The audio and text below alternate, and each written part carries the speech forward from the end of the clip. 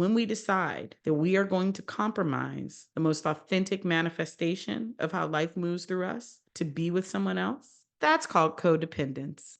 And on that mountain, in that tobacco ceremony, I was shown that we had gone as far as we were supposed to go for it to be in our highest good, that we were about to enter the place where we would begin compromising our highest good in order to stay in the shape of romantic relationship.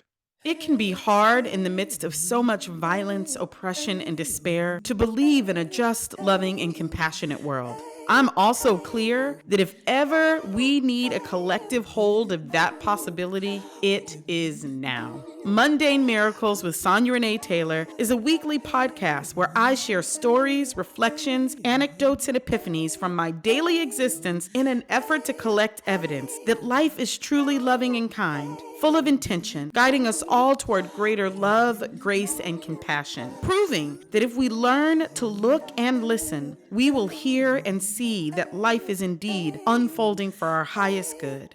Join me each week as I share weekly evidence that life is happening on purpose with radical love in service of our highest good, even when it sucks, especially when it sucks. When I let my grief take up all the space of 1,000 oceans that were washing over me every day, I have to say, I felt joy, oh boy, I felt unexpected, unusual, surprising waves of joy. Hello and welcome to Mundane Miracles with Sonya Renee Taylor, a weekly podcast where I collect evidence that life is indeed happening on purpose, intentionally, full of grace, and in service of our highest good and love, even when things suck. That tagline will get crisper and clearer as we move along, but this is my first episode, y'all. Welcome, welcome, welcome. Folks have been asking me why it has taken me so long to do a podcast. And there's a way in which I felt like I was already doing a podcast because I've been on so many people's podcasts, but it's felt timely and has been sort of cooking up over the last couple of years. And the truth is that one of the ways in which I know that it is time to make an offering to the external is because it's time to make an offering to the internal. For me, my process is that I have to be working with something internally, and the best way to strengthen that or solidify that or really put a solid foundation underneath that is to share it collectively. That's how The Body Is Not an Apology came into the world, is that I was doing radical self-love work. I was having the epiphany that there was something that I needed to return to inside of me in order to give my fullest offerings externally. And then I knew that in order to be held to account in the practice of it, I needed to do something to give it to the collective, such that I would have to look at it all the time and see it. And that really is the impetus of Mundane Miracles. I want to tell you a little bit about how it came to be. This episode this week is called A Breautiful Life. We'll talk more about that in a second. But, I have said in many places, many times, those who have been following my work are following me, which is my work. My work is me. If you've been following me in the last few years, then you know that I have become more and more and more enthusiastic and inspired by astrology and deeply find resonance in the wisdom of the stars and how the planets are moving. And I am a very planetary being, and I can feel the deep impacts of the shifts in our cosmos. And I feel them inside my own existence. And I feel them in y'all's life as I look around the world and I see people doing things and I'm like, oh, okay.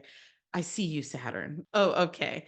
I see you, Capricorn. I see you, zodiac and planets and the interplay between those things. So in that case, you all may know that I have said many times over, I am a 6 placement Scorpio. And for those who don't know what Scorpio energy is, if you are super new to astrology, Scorpio in the zodiac represents death and rebirth. It is the energy of what it means to let a thing die and to let a thing be born. And the cycle of beginning that again and again and again, the sort of highest octave of Scorpio energy is the phoenix rising from the ashes, so that there is something resplendent that comes from destruction. But Scorpio energy is very much tuned into destruction. And you don't have to be into astrology. You don't have to be a psychic. You don't have to be anything other than somebody with your eyeballs open to see. And you don't even have to have your eyeballs open. I am certain that my sight impaired community and friends can sense and feel and see intuitively the destruction that is all around us, that clearly there is so much dying. And because of my 6 placements in Scorpio, I can be oriented to experience that as always preparing for tragedy. My friend and husband, my gay husband, Colin Bedell of Queer Cosmos, says that Scorpios are always dress rehearsing tragedy. And there's a deep truth to that, that I see in my own world and in my own life the ways in which I am very much oriented to see life as punishing, as vicious and mean and hard, and happening to me, that I can experience life as happening to me. And I'm so clear that the invitation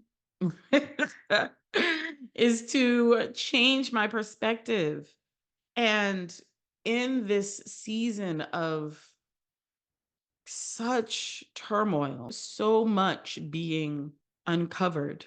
My friend Adrienne Marie Brown, says things aren't falling apart, they're being uncovered. And our job is to hold each other's hands and pull back the veil so that we can see honestly what it is that is at play, so that we can look at the systems of decay and rot, that we can look at the parts we don't want to see, look at them honestly, and then choicefully create something new. But if we don't know what's moving and operating in what it is that we're currently living in, by default, we will rebuild it. And so it's so important in this season for us to really be willing to look deeply at what it is that is asking to be composted, that is asking to be doulaed to its death. But the point of this podcast is to remind us that this isn't a punishment from the universe. It isn't life being cruel for cruel's sake. It isn't that the planets are just malicious gods out to toy with our lives. On the contrary, life is intentional. It is on purpose. It is full of grace. It is full of love. And it really is on our side. My work in the last 4 years has been to be able to see that life is actually on Team Sonya. It's not trying to just fuck with me, that it's on Team Sonya. And that by being on Team Sonya, it is constantly inviting me to say, but is this in your highest alignment? And if it's not, are you willing to let go of whatever you need to let go of such that you might get to your highest alignment? And that ultimately, my highest alignment is that which is resonant with love, that which is love, because my manifestation, our manifestation in its truest and most authentic form is love. And so, are we willing to be reconciled to love? Are we willing to be called back to ourselves again and again? And are we willing to allow what needs to be destroyed, what needs to be disbanded, what needs to be dissolved? Are we willing to allow that to be so, such that we might indeed return to love, that we might indeed be reconciled to our most authentic selves, which is love? And I am in this very real lesson in real time, y'all. In real time. I am in a season of heartbreak. I am ending the romantic form of a relationship with a person I love deeply. I feel like I'm probably going to cry as I talk about it. I am. um, I'm a person who gets direct spiritual instructions, very clear directives from spirit. And they are often counter to what I want to do. And I'll tell some of these stories throughout the season of all of the ways in which life has asked me to do things I don't want to do.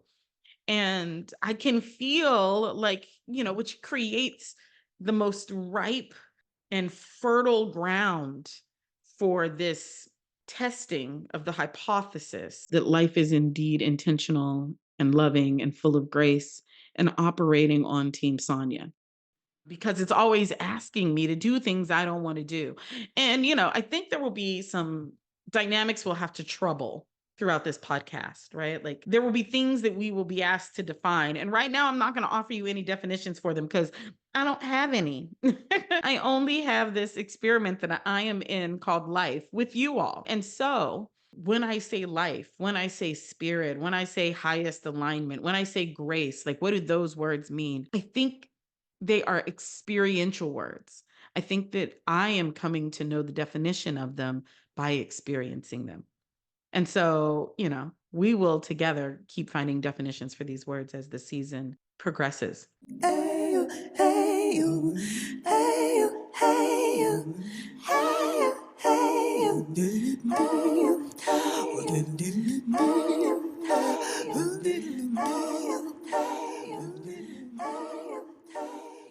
But I am in a season of heartbreak.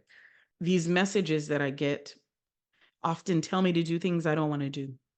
And I've been in what I have told anybody who will listen, the healthiest, most loving, most stable, nervous system regulating relationship I've ever been in my life. And I turned 48 in 29 days, or maybe it's 26, something like that. And this relationship has been so beautiful and so healing and so sweet. And in early September, I received a message that I was to release this relationship.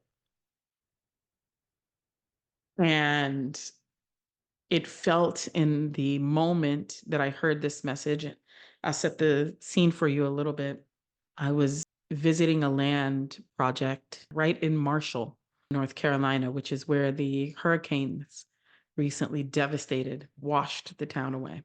This land project that I was visiting was safe and not harmed, not damaged in this hurricane, but the town below it was completely obliterated by the hurricane.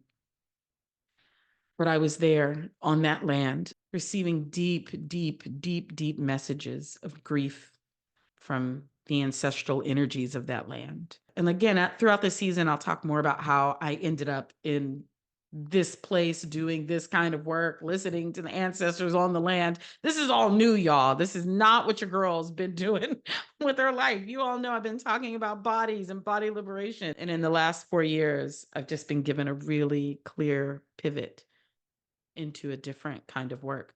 But anyway, I was on this land. I was in a tobacco ceremony led by my beloved, my spiritual husband, as I call him, Teku. And in the midst of this tobacco ceremony, sitting on the top of a mountain in the Appalachian Mountains, I heard, you have to release this relationship. You have to release this person. And I had no desire to do that, but I had actually been getting nudges. And those nudges had been sort of leading me to this moment so that by the time I heard this message, I was clear that it was a directive and that it was something that I had to do. I want to go back and say, I want to start. I was in the most loving, stable, generous, kind, healing, grown-up relationship I've ever been in my entire life with a person who I adore, who I think is incredible and beautiful and divine and amazing, and who I very much want to be their girlfriend. And I get this message. And a thing that you'll know more about, again, as the season progresses, is over the last 4 years, if nothing else, I have become obedient to spirit. I am learning to be more and more intentional, even with the small little things that I don't want.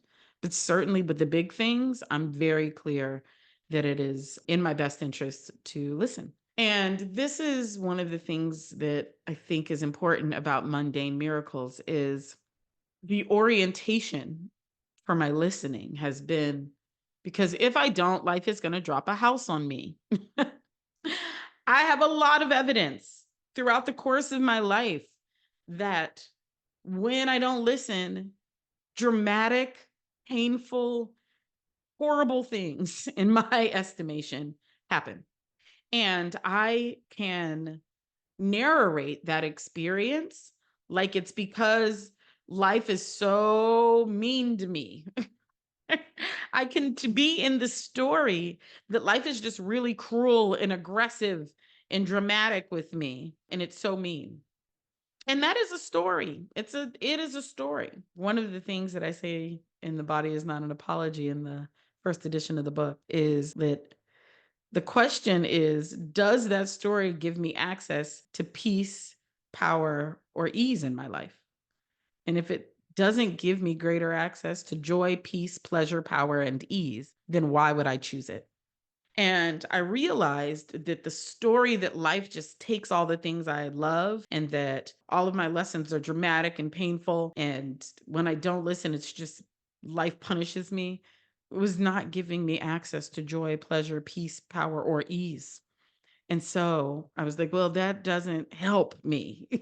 So here's the thing that I think is important to remember, folks. Take this with you. This nugget from Mundane Miracles today is the question is not whether or not it's true or accurate or right or wrong. The question is it serving you? Right? We can be wedded to a story and the story can feel really true. Like you can have all the evidence that you've ever had that the story is so true. Is it serving you? At the end of the day, do you feel closer to the embodiment of your knowing yourself as love than you did before you started telling that story? And if that story brings you closer to your embodiment of love, keep telling it. If it doesn't, it's an invitation to change the story. And Mundane Miracles is an invitation to change the story. And this message that I received that I needed to end this relationship, I had the opportunity to start that story from my old narrative that life just takes away all the things I love and I'm not allowed to be happy. But the truth of the matter was, when I looked a little deeper, when I asked in tears, in crying, I said, please help me understand why I would be being asked to release this relationship that I love so much with this person that I love so much. And I heard it so clearly that this person's path and the way in which they live into the fullness of themselves is so right for them. It is such an important, they have a process, and their process is exactly what it's supposed to be for them. And I have a process.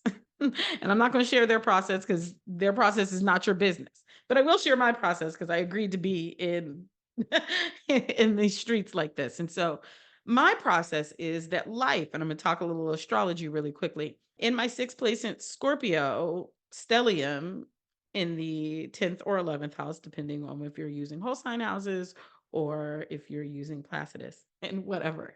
None of those things really matter. What you should know is that Uranus, the planet of liberation, through shock and surprise and disruption and its willingness to blow up whatever it needs to blow up in service of your liberation, that planet is sitting on top of my sun, meaning Sonya, my sign. It's also sitting on top of my north node, which is the purpose, the location where I'm supposed to go in this lifetime. And so what that means is dramatic, intense, shocking, rapid change is how it is that life unfolds for me in many ways, is whether I like it or I don't like it. But I understand why. It's because without that, I would not change. Y'all, I want to be laying someplace in a cashmere robe with cashmere socks on a cashmere throw on a velvet couch watching an 85-inch screen television show on interior decoration or zombies. That's what I want to do. Eating something delectable that always includes fried chicken and laying on something opulent. And then when all that's done, having incredibly decadent, awesome sex. In my perfect world, in my perfect world, that's how it always goes. I want you to know that. And left to my own devices, that is what I would do. And life has said, no, honey, that's not what you're going to do. There are gifts that you have to give the world, and they require you to come out of your cashmere socks. I don't actually have cashmere socks, y'all. It's just a fantasy. And I don't have a cashmere robe, but I wish I did. But the invitation is to come out of my location of deep, deep comfort, which is where I just want to be, and to do the thing that is trying to move through me. And it has taken dramatic external energies for me to decide to do what it is that I need to do. The truth is, I constructed my life that the only way I was going to change is if life was really hard. And I also believed it, right? And so it was a self-fulfilling prophecy. I'm not going to change unless dramatic shit makes me change. And so dramatic shit has to make me change. And then I get to blame life for making dramatic things happen so that I change. All of it is me. And so here's one of the definitions that I think we can start sorting through in this first episode. When I say life, I just mean me. I just mean us. I just mean the part of us that knows why we came here. There is a part of us that is not confused about why we decided to take a body and be a human on this plane. And that part of me knows what needs to move. And that part of me doesn't have an opinion about how it gets moved. It doesn't think it's wrong. It doesn't think it's right. It's just like, this is how life is unfolding. And part of my work is to catch up to that part, right? Is for me, Sonya, the personality, Sonya, the character, to catch up with Sonya as life, Sonya as the incarnate of love. And then the external things don't need to be so dramatic.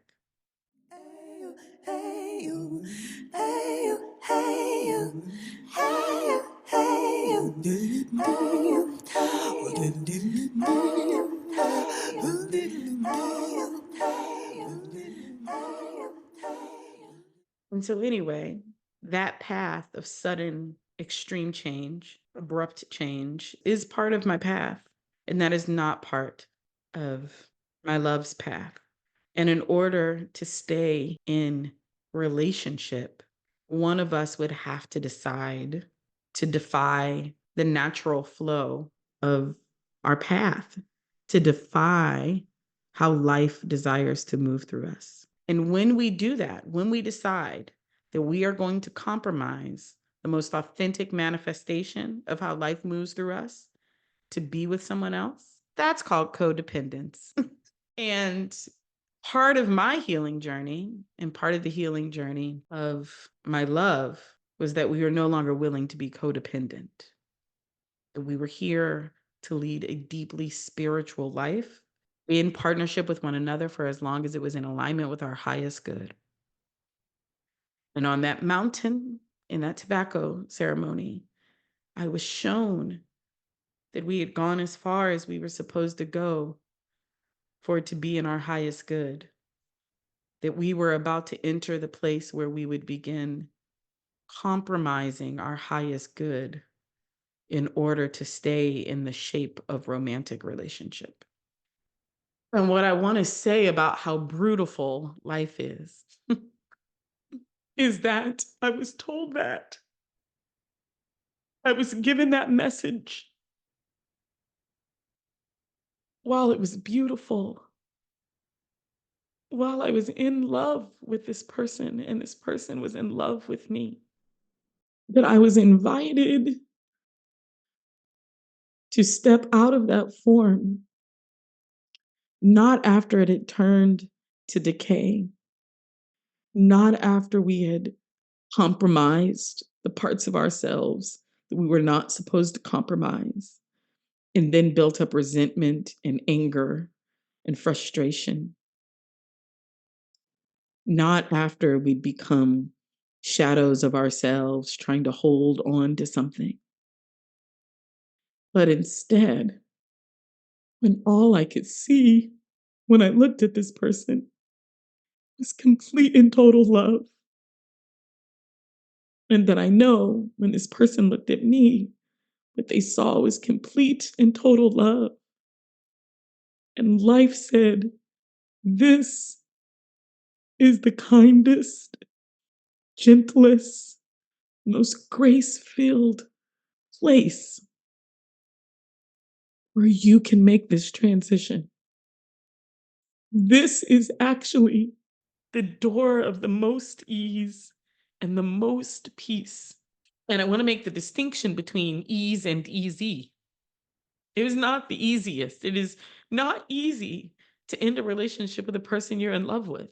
And oftentimes, what we do is because it's not easy, then we need to find a reason, right? We need to make them a failure. We need to make ourselves a failure. We need to say they did this wrong or they did that wrong or I did, like I did all of this and they did, like we have to make these stories because sitting with the discordance that we might release something that we love that is actually nothing but beautiful feels so uncomfortable and so contrary to the ways in which we are encouraged to be in these relationships of dis-ease and disenchantment and disgruntledness. And so we find a way to make the other person the bad guy because then we have someone to blame, and blame is at least knowable, right? It's familiar. And it is unfamiliar to say, I am totally in love with you and you are totally in love with me. And I saw something that tells me something about what we might do. And the invitation is to leave in the sweetness and not in the bitterness, to leave with the taste of love as the most vibrant, robust flavor still on our tongues. And I can see, I can see how life is being so kind that it wasn't dramatic and it wasn't angry and it wasn't hard in the old ways that hard used to be. It's hard, but it's so beautiful. I have never had an ending to a relationship that has felt this beautiful. And it sucks, y'all. It absolutely sucks. And I can see how life is like, even this thing that feels like a loss can be soft, can be tender, can be held in the fullness of its own love.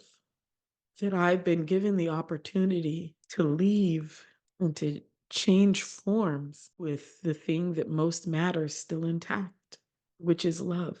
And that love is formless, that love is incapable of loss, that it is ever enduring, that it is constant, that it is there when everything else that we used to try to make sense of it falls away.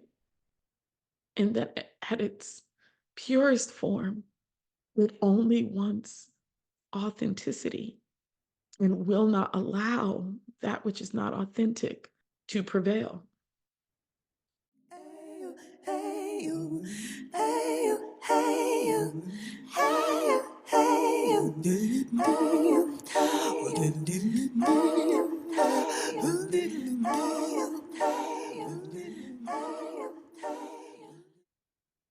And so I think I want to say In closing, as we look at so much that looks brutal in the world, but that brutality is an essential part of our seeing because it's still part of the story that we're telling about life. And I'm not here to say that I figured it out, right? I'm not here to say that it's all just bows and flows of angel hair.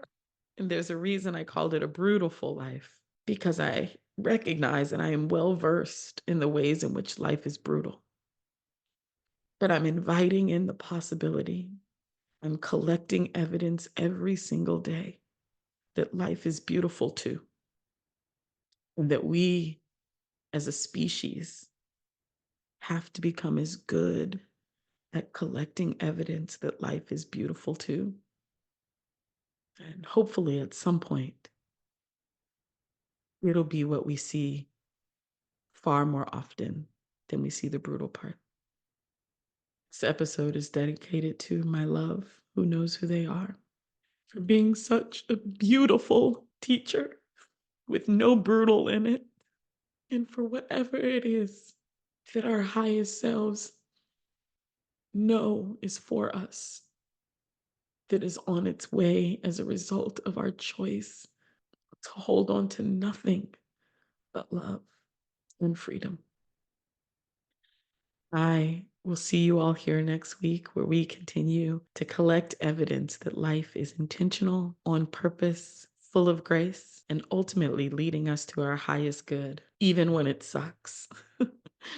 This has been Sonya Renee Taylor. Thank you for spending time with me and Mundane Miracles.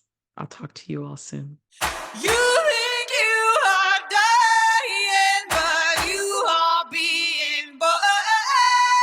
Mundane Miracles with Sonya Renee Taylor is produced by Sonya Renee Taylor, edited by Dr. Shannon Weber. Our opening music is Joy and Grief by Sean and Abigail Bingson of the Bingsons. Our closing song is Dying by the Bingsons. Join us in the ritual of collecting evidence by rating, commenting, and subscribing to Mundane Miracles on Spotify, Apple Music, YouTube, or wherever you get your podcasts. You can get early access to episodes and support our radical love work by becoming a member on Patreon at patreon.com/Sonya Renee Taylor. That's patreon.com/Sonya Renee Taylor.